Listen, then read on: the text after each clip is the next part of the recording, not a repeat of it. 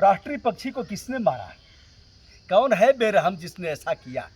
यदि अपने मृत्यु से मरा है मोर, तो फिर यहाँ कर क्या रहे हैं लोग? दोस्तों, मैं हूँ नाना साहब के पार्क में, बिठूर में, और अभी यह देखा टिकट लेकर के हम लोग वैधानिक पर्यटक के रूप में यहाँ आए हैं।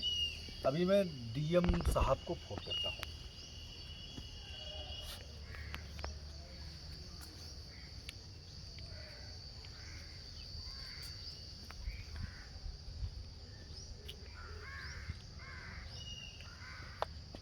हेलो, हाँ, डीएम साहब को फ़ोन दीजिएगा। डीएम साहब हो तो फ़ोन दीजिए। अच्छा, आप कौन साहब बोल रहे हैं? चलिए, हमारा एक संदेश नोट करिए और बताइए। हम इस समय बिठूर में नाना साहब के पार्क में हैं।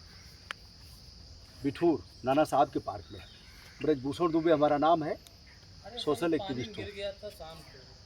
तो यहाँ एक मोर पड़ा हुआ है, अब पता नहीं कल से है परसों से है, तो यह मरा हुआ है। भाई साहब, इसका पोस्टमार्टम कराएं बता के, वन विभाग को भेज करके। हाँ, बिठूर में जो यह नौका विहार वाला स्थान है, वहीं एक मोर पड़ा हुआ है, तो वन विभाग से कह करके इसका पोस्टमार्टम करवाएं। क्या मामला है, किसी ने मारा है, अपनी मौत से मारा? क्या नाम है आपका? क्या नाम है आपका?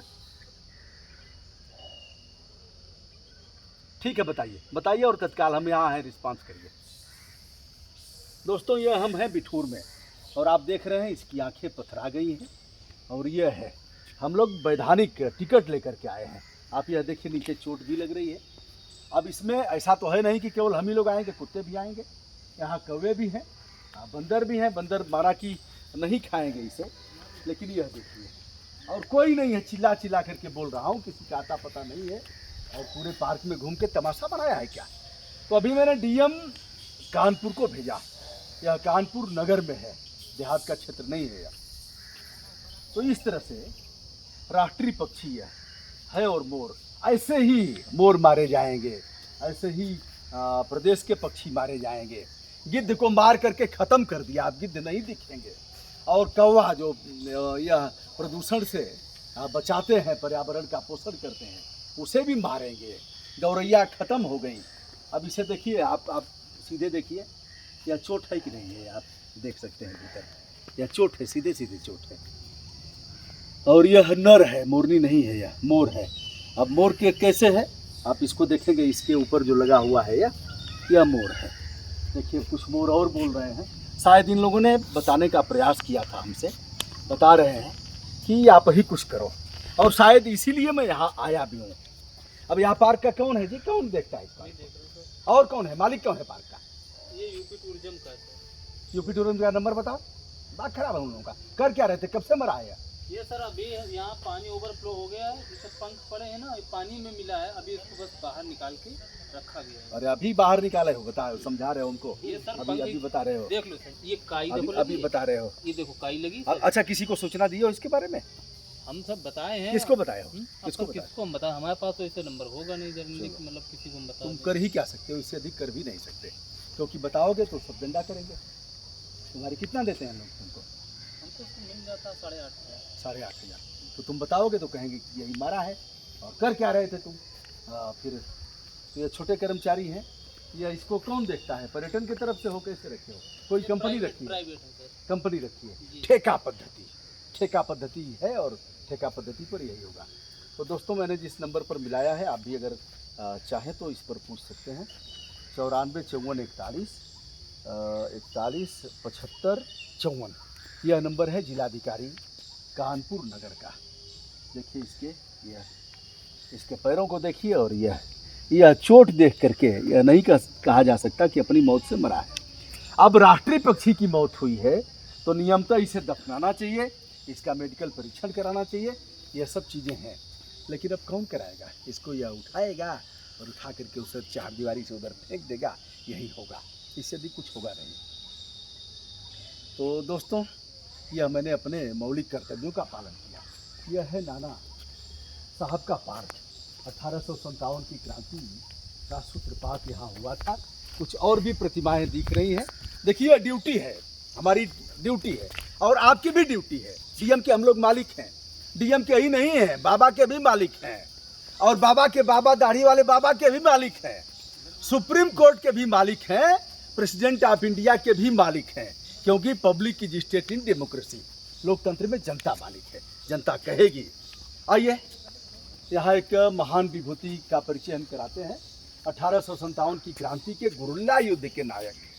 गुरिल्ला युद्ध आप पढ़े ही होंगे, कहूँगा तो यह विषय लंबा होगा। तो तात्या टोपे का जीवन परिचय। जन्म सन 1814 ईस्वी में येवला, महाराष्ट्र। पिता का नाम पांडुरंग राव, माता का नाम रुक्मिणी बाई था। और जैसा कि आप जानते हैं कि महाराष्ट्र में राव जातीय आधार पर लोग लिखते हैं, बाई वहाँ ऐसे महिलाओं के लिए बाई शब्द का प्रयोग होता है। 18 मार्च सन 1818 ईस्वी में बाजीराव पेशवा द्वितीय व पिता पांडुरंग राव के साथ बिठूर आए। ये नाना साहब से लगभग 12 वर्ष बड़े थे।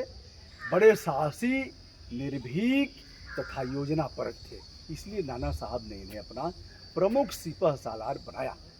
युद्ध कला में अति निपुण थे, खासकर गुरिल्ला युद्ध कला इन्हीं की देन थी। कालांतर में नाना साहब पेशवा ने अपनी सेना की पुरुष ब्रिगेड की कमान का प्रमुख जनरल नियुक्त किया। सन 1854 ईस्वी में उत्तर भारत के प्रमुख राजाओं से मिलकर अंग्रेजों के खिलाफ जन क्रांति करने की योजना बनाने की जिम्मेदारी इनको सौंपी गई। 5 जून सन 1857 की क्रांति में नाना साहब पेशवा के जनरल के रूप में अपनी प्रमुख भूमिका निभाई। युद्ध में अंग्रेजी सेना के छक्के छुड़ा दिए। एक बार पार्क भी दिखाते रहे और मैं इसे बताता हूँ। तत्कालीन अंग्रेज जनरल मीड के शब्दों में यदि संपूर्ण भारत में 5 तात्या टोपे होते तो अंग्रेजों का भारत में नामो निशान मिटा देते। यह जनरल मीड के शब्दों में कि अगर 5 ऐसे तात्या टोपे होते तो यह ऐसी की तैसी कर देते।